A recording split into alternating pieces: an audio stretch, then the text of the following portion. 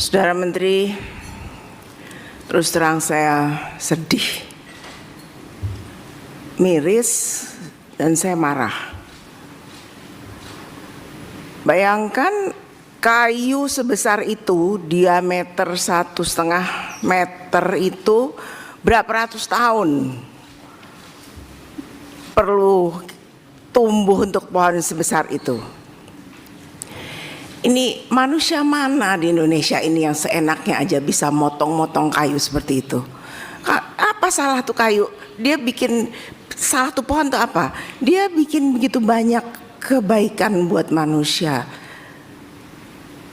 Pencegah erosi, memberikan udara, menyaring udara yang segar buat manusia. Kok dipotong gitu aja?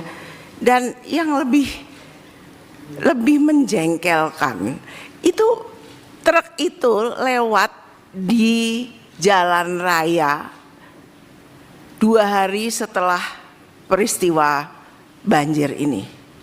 Dan dengan kemajuan teknologi, truk itu lewat di depan hidung kita. Sungguh menyakitkan, Pak Menteri. Ini suatu, kalau orang Jawa bilang ngece. Apa ngece? Mengejek tuh ya. Perusahaan ini ngejek gitu. Baru kita kena bencana, dia lewat di depan muka kita. Ini suatu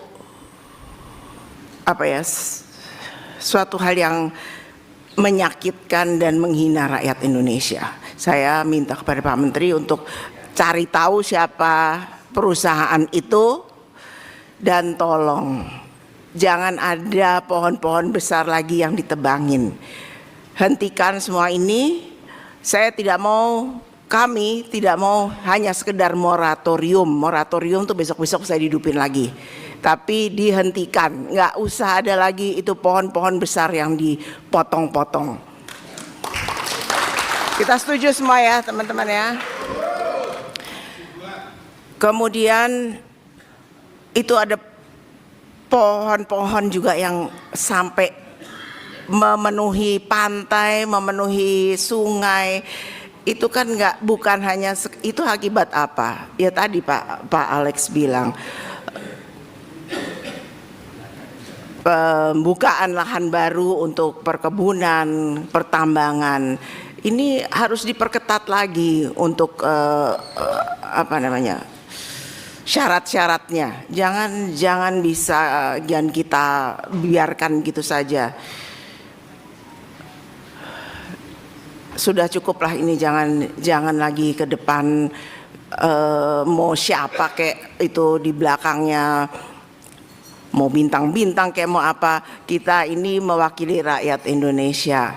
Bapak juga ditunjuk sebagai pembantu presiden yang dipilih oleh rakyat Indonesia.